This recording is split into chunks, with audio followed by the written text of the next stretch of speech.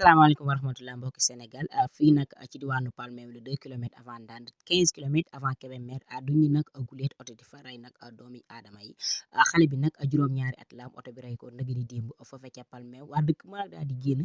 daal di jàmmaarloo li nga xamante ne ñooy takk deri jàkkaarloo ñoom daal di defante ñoom xeex bu métti métti métti am fa ba daal nañ nag taal li nga xamante ne mooy oto bi nga xamante ni moo rey xale bi ñu daal di koy taal mi ngi noonu ngeen di gis ci image xale bi nag xale bu jigéen la woon amoon juróom-ñaari at doon jàngi école nag waa dëkk ba nag yàgg nañoo xeex loolu ndax duñ ñu guleet oto ray fa nit